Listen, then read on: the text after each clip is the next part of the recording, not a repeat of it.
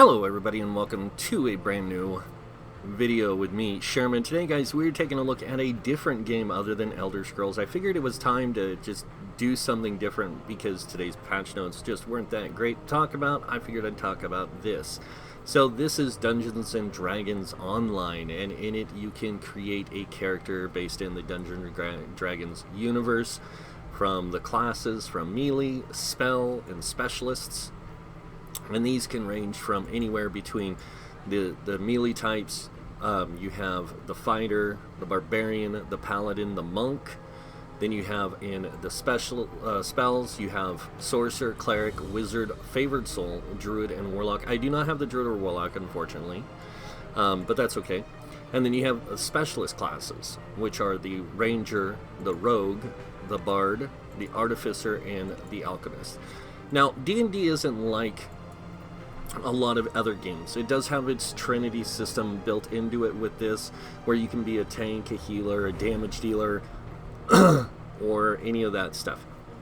But the cool thing is that you pick the kind of character you want to play. Now, they do have some preset stuff for you if you want to just kind of jump in and just start playing. So after you choose your class, let's say we're going to be a fighter, you get to choose a path. Now, not all classes have paths, but most do once you get in the game. A lot of times it's good to go with one of these beginner build options because it just kind of sets everything out for you so you can just play the game. And it gives you a basic idea of how it plays and all that kind of stuff.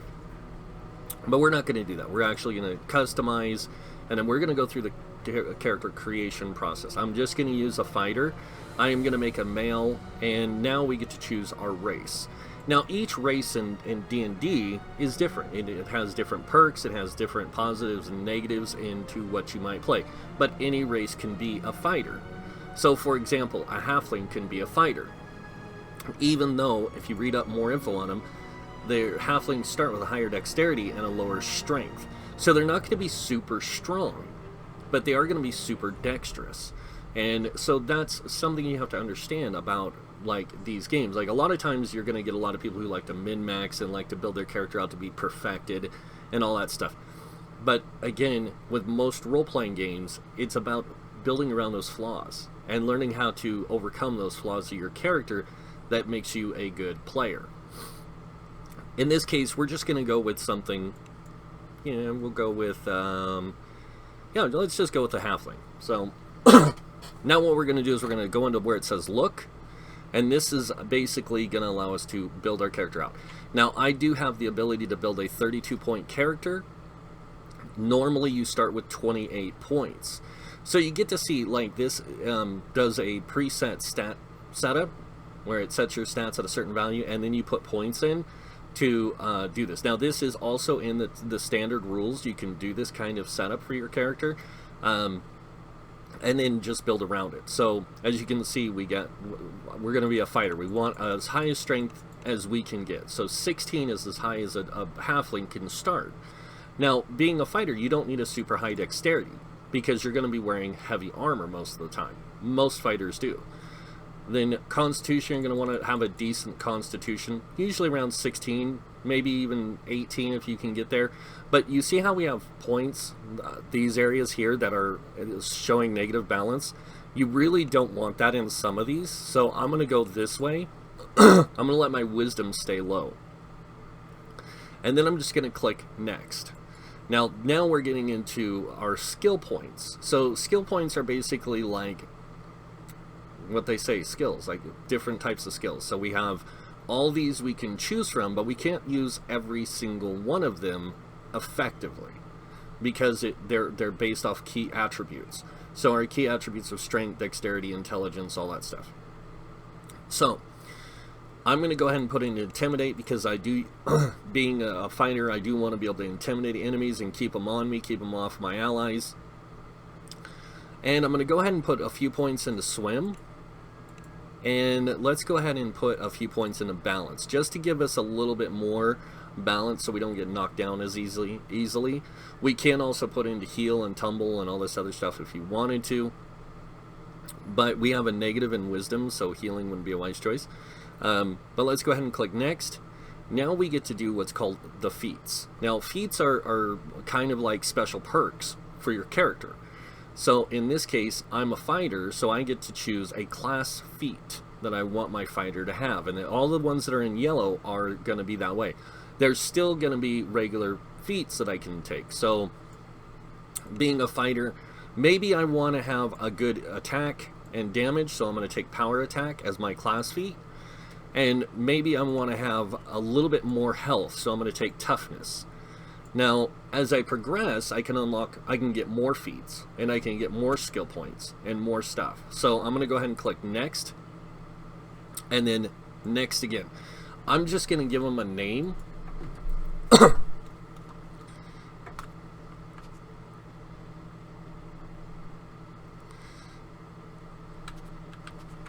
And Darren.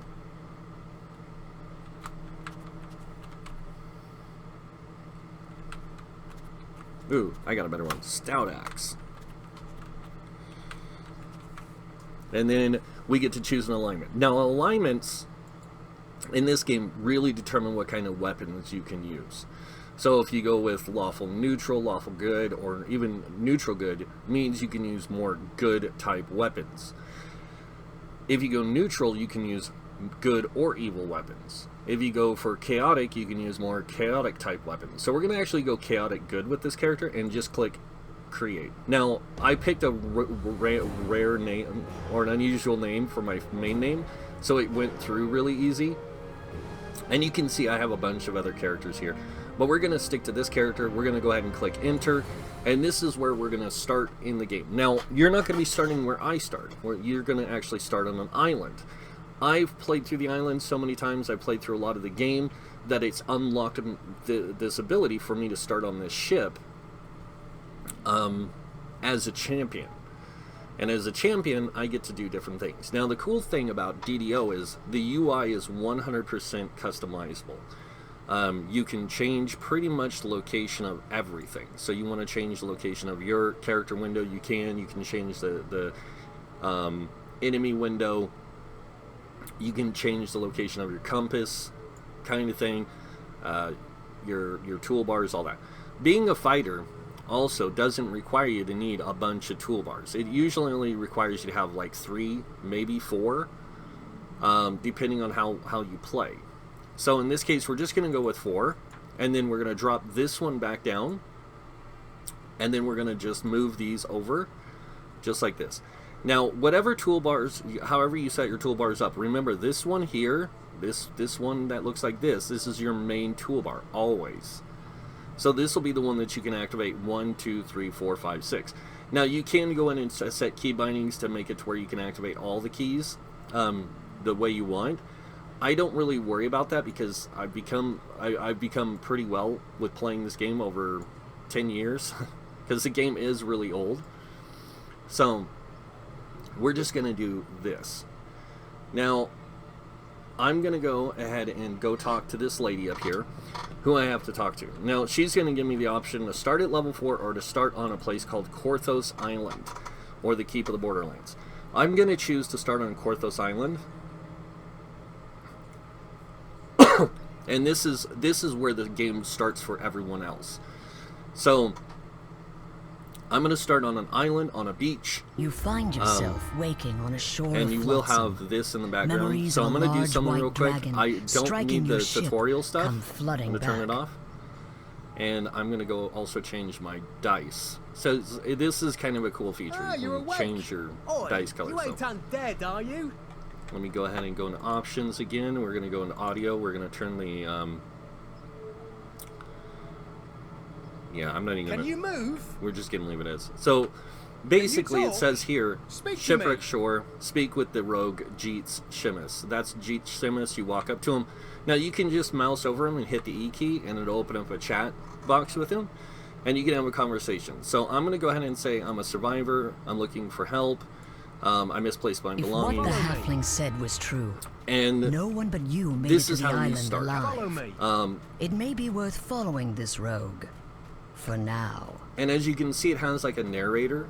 This is would in normal D&D terms be your dungeon master. Here we are. So you want a weapon or not? I'm going to go with a longsword.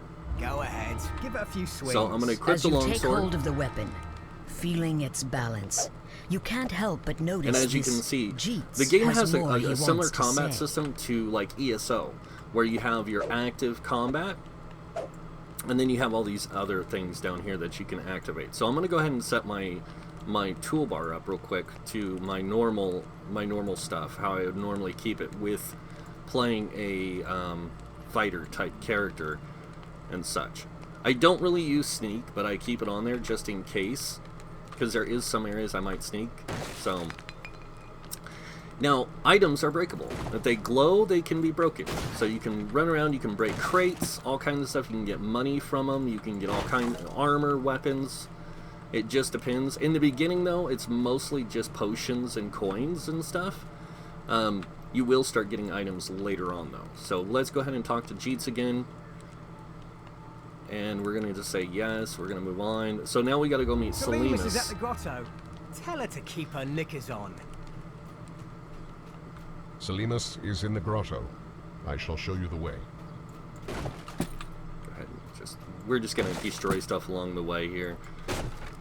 Now I'm just going to do this just to show you. This is like the tutorial. This is like the beginning. This is the kind of give you a feel of the game and how it works.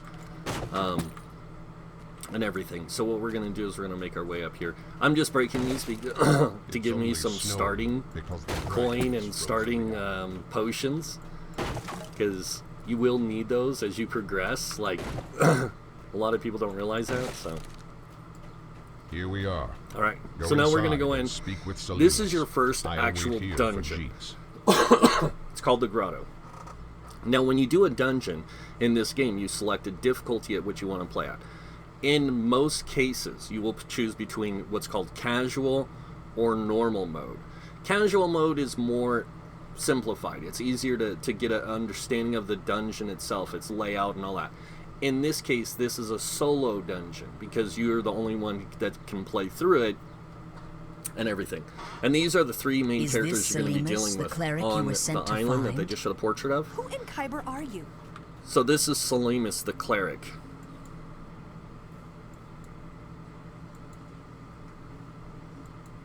First, I shall surround And us she's with a gonna protection hit spell. us with a Her protection spell temporarily prevents you from dying, So we won't, yeah, we though won't you die. can still suffer injuries. So This effect will wear off when you leave these caves. Now, let's be about it. So in this game, you've got obstacles you got to get through. In any dungeon type crawl game, there's all There kinds of must be stuff. a way to open So as you can see, it says Try there's up that ladder. a gate we can't get I'll by, remain here but there's a and ladder. bash any So we climb up the Sawagan trying ladder, to sneak out. and we're gonna sneak up this way. And all these strange ruins you see, these are Sawagan ruins, and You these are hear a the race. shuffling and wheezing of some kind of creature like coming from fish the people. corridor ahead. So this is a Sawagan right here. As you can see, they're pretty cool. We're gonna go ahead and start fighting him. I'm gonna go ahead and see if I can break his armor. Nope. The corroded lever at They're the pretty rear weak of this in the beginning. corridor most likely controls the Now, gate where the cleric Levers Salinas will open is doors waiting. and Good stuff job, like that in but different no time to locations. Like I said, this We is like come to to get you assist you. used to playing the game. Onward to glory. Salinas isn't too honked at me. Thanks for putting in the good word. Don't you worry, Salinas. I'm here to watch your behind now. Ooh.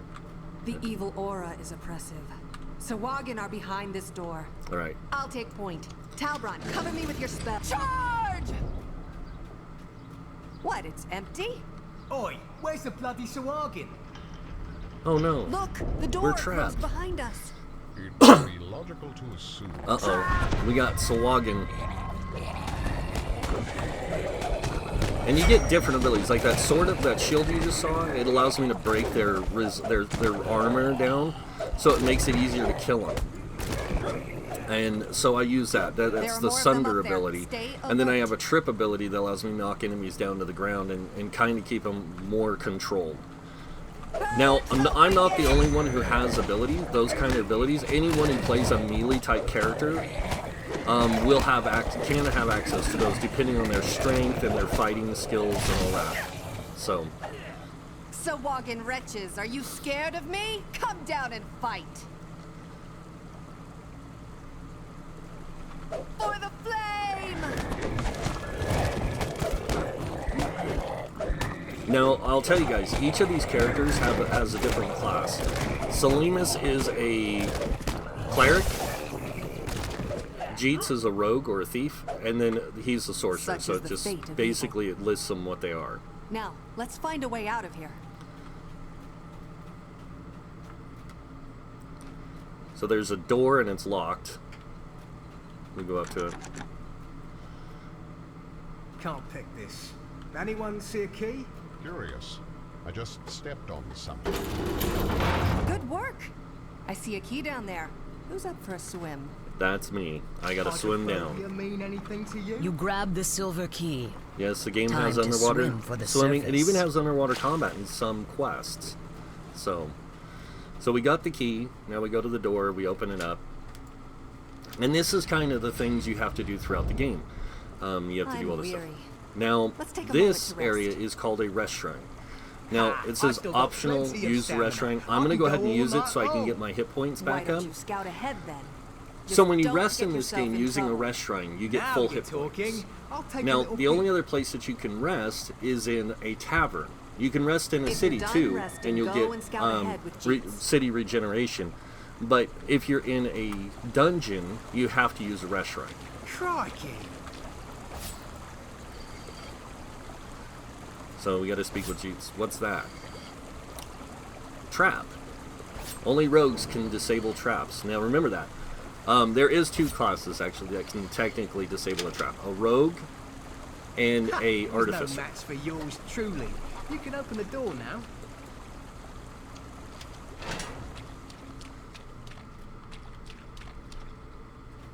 You two having fun? It's time for us to go. The High Priestess should be up ahead. The onus for much suffering rests squarely upon her slimy, Excuse me, I don't webbed mean to cough, hands. guys. My allergies There have been she is, a little crazy. performing some kind of profane blood magic. So we I will gotta open the slay the door. High Priestess and Prepare her yourself. guards. Now, Ready? I'm gonna go ahead and activate my power attack so I get more damage on my attacks. As you can see there, like if you would notice, like when I hit, I'm actually doing more damage than I was with those other guys. And that's because I have that power attack turned on now, so I can actually get a little bit more damage out of it. Alright. So we have killed the Sahagin High According Priestess. to our employer, there's a And secret now passage around here somewhere leading to Korthos. there's a secret You passage. boys look for it. I must cleanse the Ah, profane a energies chest. around the shrine.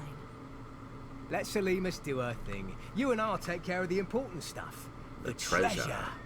Most of the dungeons, the end will give you a treasure chest. And as you can see, I got a shield, a short bow, a breastplate, and I got a ring of water breathing, which I can only use once per rest. So I have to rest to recharge the ring to use it again. And then I got 100 arrows to use with my short bow. So I'm going to go ahead and equip the shield, the arrows, because I have a slot for my arrows, my ring, and my new armor. Now, my new armor is not going to be as good as what I can get later on, but it's a good starting point. So this is what my new armor and shield look like. It makes me look like I'm more of a warrior type, as you can see. And now we got to go find the secret door. There's something fishy in this room. Try You searching feel around. a stiff draft from somewhere in And this you'll see room. this pop up a lot. It'll say Perhaps spot the hidden hidden spot. passage to the village Allows you is to over find here. Open secret it then. doors. Now, not everyone can Brilliant. find secret doors Tidy really well. lasses You need to and have a pints up good the spot wazoo. Here I and come. search to be able to find We're secret almost doors. done here. The way out is up ahead. But first, I want to reward you for your assistance. Please speak with me. Please come speak with me. And she's going to reward me with an item for me to use. And she's going to give me a lot of options. From an axe, a two-handed axe, to a mace, a longsword, a rapier, a crossbow, a sickle, hand wraps, and a couple wands. Being the kind of character I am, I'm going to use a sword. So I'm going to grab that instead. And I got my experience for completing the quest. Now I can equip this sword. I'm going to have a fiery longsword now that does fire damage. Every time I hit an enemy, it's going to deal fire damage. It's really cool. Stepping out of the grotto, you find yourself in Korthos village. The Sahuagin have threatened this place Now for this is generations. kind of like a Judging lot of from other how it games looks have now, quest hubs. The This Sahuagin would be a are quest hub. winning. However, some hopeful souls still So, hold we're gonna out talk for to this help guy. to arrive. How to bind your character. I can find the spirit binder in the tavern. So this is basically how you get your character to be like if you die in a dungeon, where you come back to. So if you die in a dungeon and you're by yourself, this is what you have to do. You have to spirit bind. So to spirit bind, you have to go into a tavern. You have to find a person called a spirit binder. A lot of times they have this little like winged symbol above their head, and you say, if I fall in battle, can you bring me back? Yes, I want to be resurrected here. So if you die in a dungeon, you can be brought back there. So now we're going to go back out, and we're going to go find our next quest. It says help out this person with the troubles, and it kind of gives you a little bit of information of where you got to go. But it's this person around this corner here, and this is Kaja, and she's going to give you a quest to deal with the Hayton family crypts. Now the Hayton family crypts are right here, and this is where you start experiencing dungeons in their true design, in their true format, I guess you could say. When you pick it, it says casual, normal, and then you notice hard, elite, and reaper are locked. These are locked for a reason. You have to play through it on the normal mode in order to unlock the hard mode, and then you have to play it on hard mode to unlock the elite and reaper modes. When you unlock those, you play through them at greater difficulties. Since we're level 1, as you can see, the quest is level 1. We have to start on normal. Now, we can do that, and we can play through the game and do all that stuff. But there's a little bit more I want to talk about here, and that is our character. If you notice down here, we have our experience bar, and our experience bar has these 5 little pips on the end. Well, in order to gain a level, you have to fill in these 5 pips. So you have to fill your experience bar up several times to get a new level. But once you fill it up once, you get something called an enhancement point. Now, an enhancement point is kind of like a perk. It's just a thing that gives you a minor benefit. So what we need to do is we need to come over here, and you'll see all these people. They say trainers. These are all different class trainers for the different classes in the game. We need to find the fighter one. And what we're going to do is we're going to ask to spend a enhancement point. So we can do that, and this is your enhancement system. So now we can choose the kind of fighter we want to be, but we can also put perks into our racial benefits. So being a halfling, I can put into my halfling benefits, and it'll say right here, you start with halfling luck. You get a +1 to all saving throws. Then you get the next perk, which is +1 to dexterity. Then you get the next perk, which is move stealthily. You get all these perks that you get to unlock with that. And then you get your class enhancements. Now, your class enhancements, there's only 3 per class. So every class gets this.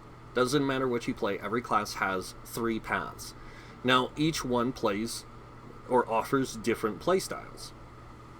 If I choose to be a Kensei fighter, I'm more skilled at melee combat, but I can still play the part of a fighter and be a tank. Then there is the stalwart defender, and it is more of like an offensive defensive character. You play more towards defense, but you have offensive capabilities. Really high offensive capabilities. So you can still deal out a lot of damage if you need to and stuff like that. You're just really defensive. You're tanky. And then we have the Vanguard. And the same thing applies here. You put in points, and basically the Vanguard is kind of like more of a mix between these two. But you focused on sword and shield. Now you notice how in the beginning I picked sword and shield as my preferred style. So we're going to actually go with Vanguard. We're going to put 1 point into this called To the Foray, or whatever. And it says, while you have a shield equipped, you gain a +1 to hit and damage with your main hand weapon and with your shield's bash attacks. So we're going to go ahead and equip that, and we're going to say accept. Now this locks me into being able to use this. But the more enhancement points I get, I can put more and more into this, my racial, my Vanguard, or I can even start putting in the other ones over here if I want to. But for now, we're going to stick with the Vanguard. So now that I've got the Vanguard thing I'm going to get bonus to hit and damage on my attack rolls. Now that's something you guys haven't really seen because my dice for my attack rolls has been hidden over here. Now in D&D, your character cannot attack an enemy without getting a certain dice roll. And so we're going to go in here. Yes, I know. Okay, what's going on? Why is it bugging out? Oh, there we go. It's bugging out. It does this sometimes. So go ahead and we're going to click enter. Now I'm going to take you through this, and after I get done with this is where I'm going to end the video. But I do want to play through this. I want you to kind of see more. Coming from deep in the crypt, you hear the strange and unsettling echoes that Kaya So we're going to go in spoke here, of. and we're going to... Strange. Sarcophagi line the wall. You notice something strange about the wall. And not every dungeon is going to do this. If you search the it wall, might pop up with a you thing may that says, discover you more. see this? But you notice how I'm having trouble finding this secret door?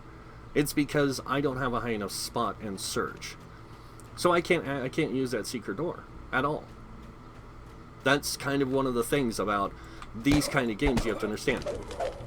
Let me go ahead and grab my dice and move it over here.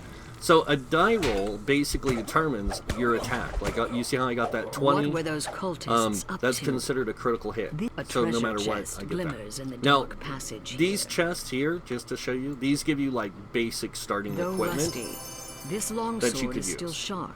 So It's a slashing weapon, perfect for slicing through putrid. There's a Sahuagin in here, performing some kind of ritual. now, if you can kill this guy fast enough, you can actually get him to not res the body that's on the altar. But you have to kill him fast. We're So. using this vile devourer altar to creep. A magical crest appears from the Gotcha. destroyed altar. You saw the magic crest drop. take it I with picked you, it up before it it may even be useful fell later. all the way to the ground. It was kind You of crazy. continue to hear cultists So, about their evil I'm work just going to go through from this further inside and the crypt. kind of like, you know, let you see for yourselves.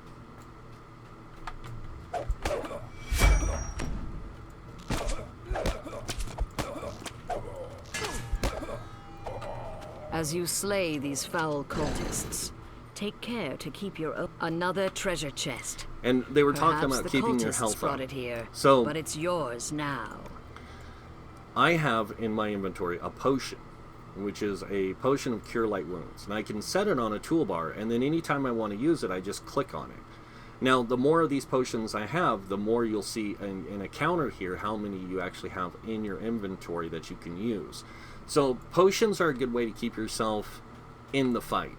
If you don't have a way of doing that yourself by potions or There's another special Sahuagin. scrolls, you can It croaks. use a cleric Cragwolf Hayton. or a In druid life you or served the light. a lot of different stuff to do that. To These help keep you devourer alive. altars will create So- a blight of another crest drops out as you smash As you can the see, altar. I'm going through, I'm There getting might still be these other crests altars from these elsewhere in altars. this crypt. So the whole point of this story is I'm going through here to stop these cultists, devourer cultists, from using their magic, their necromancy magic, from raising the dead in here to have them fight for them. So, and I'm trying to stop that. So as you go along, you'll see, ooh, glowing items. You can break these. Got some copper. And eventually you'll get to the point where some dungeons, like you'll break stuff, and it'll start dropping silver and gold and all kinds of things.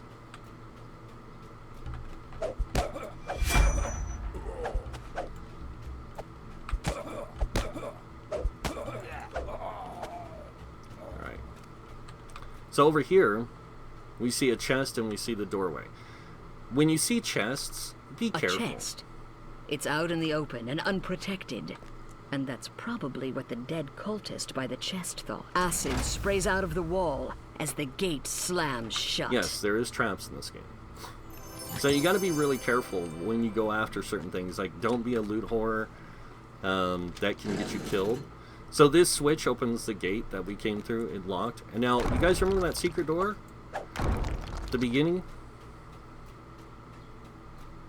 So there's going to be some breakable items in here I can go through and break. And I'm going to get some more potions for healing. And you can see that counter now says 2. So we're going to go ahead and open this. This is that secret door from the beginning. This is a dark and dusty passage. It doesn't look like anyone's come Now, through another thing here you need in to understand about the decades. game is how experience works from completing quests. When you play the game, the more enemies you kill, the more breakables you destroy, the more the less re-entries you have, and the less deaths you have gives you more experience. The more experience means easier leveling experience. So let's go ahead and go on in here. We're going to do this last one, and this is where we get our third Devour altar. And this is your quest thing. This tells you your quest information. So it says here, investigate the crypt, destroy all Devour altars, optional stuff that you can do. When you do the optional stuff, you actually get more XP. In the middle of this chamber is an and evil stuff. devourer So- altar. By it, a Sahuagin rumbles. For generations, Sahuagin's plan Right. must have been to use these devourer altars. When the altar collapses, And a third crest appears. They talk about how they're trying to It use the Devour glows with altars cold to magic. do this thing to get this Devourer. Well, the Devourer is the god that the Sahuagin worship, and actually you do run across it much later in the game. So A magical barrier blocks the way, and behind it, another Sahuagin performs unholy So- rituals at a devourer altar. we got This 3 barrier crests, appears linked to 3 sockets in the wall. and you If can you put them find in the here, crest, you fit the last and it opens crest the in door, place, the barrier. and the magic shield dissipates. Now you see that Sahuagin finger that just inside appeared above his head? spits out a That was venomous me voice. taunting These him to fools keep him on who it. Kothos shall be Now, consumed by the undead, devourer. like zombies, can't be taunted. It says there on the top of the screen. It says failed at skill action. A zombie cannot be influenced.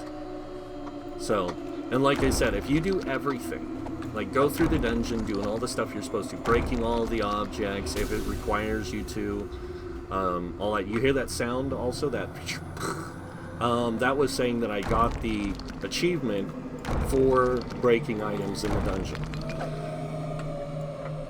Alright, so now, last one. Destroy the final altar in the antechamber. Your bold And that action completes the saved quest. Grottos and brought the Sahuagin's fell scheme to naught. The treasure chest in the antechamber is now yours. Now, I couldn't open this chest if I didn't destroy that altar. It won't let you. You have to destroy the altar first. Now I can search the chest and see what kind of rewards I get. Nothing I can use, but it's still stuff I can sell. And that's kind of what D&D is all about, or Dungeons & Dragons. It's about adventuring. Now, to leave a dungeon when you finish it, you just click finish, or you got to walk all the way back to the beginning. If you're the role-playing type, you can do that, but I just prefer to get them done. And now that we got that done, we're going to go talk to the lady who gave us the quest, and then we're going to get rewarded again for completing it.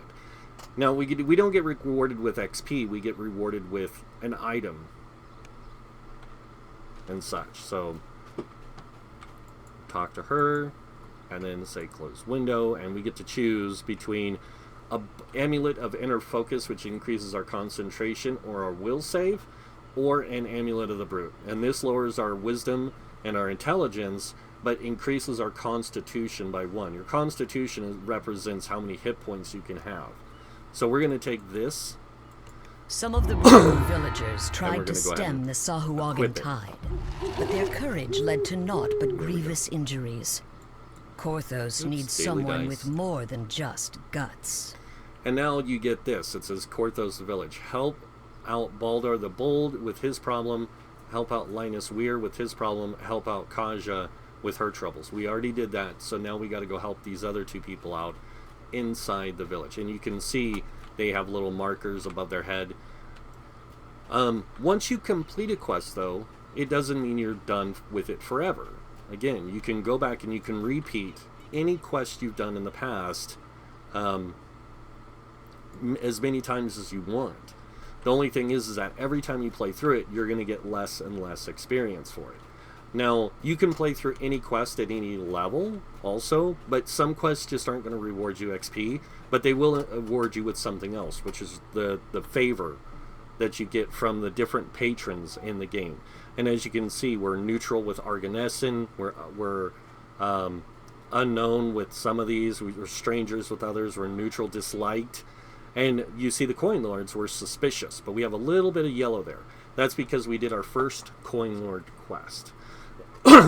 So, there's a lot to know about this game and how things work. But I'll say this. If you're looking for something fun that is D&D related or Dungeons and Dragons, this is literally the closest thing you can find online right now that is a multiplayer game. So you can play this by yourself or with an artificial kind of group by using something called hirelings, which you can use. You can go here and say, yes, I'd like to get a hireling. And as you can see, I can get a barbarian, I can get a cleric, I can get a fighter, and I can get a sorcerer that'll travel with me. And I can only have one active at a time, one active per person in a group. But if you have 3 people and you need some assistance, you can all each have a hireling that you can bring along. And it kind of helps you get through the content a little quicker, a little easier.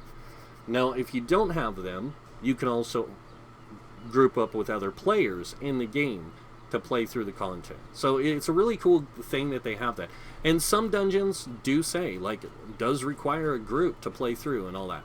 Now, right now, from now until the 31st of this month, all content in this game is free. That means you can play all the dungeons, all the adventures you want for free.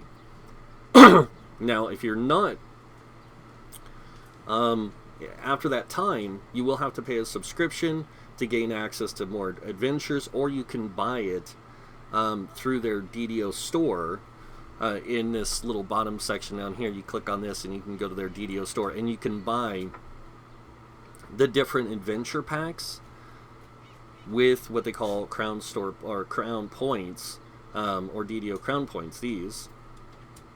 And you can go to your account and click on adventure packs. You'll see here that even if I click on any of these, it's going to say I have them unlocked, because right now all of them are free. And then, of course, there is also expansions. So if you pay a subscription, you gain access to all adventure packs, but not all expansion packs. You have to buy those separately. And then there is certain classes and races that are locked behind the paywall and all that. A lot of people will be like, well, that's pay to win. But in the sense of D&D, it's no different than buying anything in D&D. Like when you play Dungeons and Dragons, the real game, you get the core books. The Player's Handbook, the Dungeon Master's Guide, and the Monster Manual. And that's basically what they're giving you for free here, is the core stuff. If you want access to more of the stuff, you have to buy it piecemeal. Or you have to pay the subscription and gain access to a lot more of it. Now, in this game, because a lot of people are going to ask, how many different adventures is there?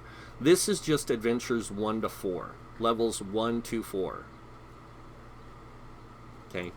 When you hit level 20, there's thousands of these. There's a bunch of quests in this game that you can do. And all the quests are repeatable. So you can play through them multiple times, experience them with different groups, different parties, different, setups. And that's really up to you. And then they have what they call challenges, which are different things that you can do. And you can challenge yourself, and it gives you different patron rewards and different things like that. It's really kind of cool. Then you have like wilderness exploration things. You can see here it says Grotto Island and Keep the Borderlands.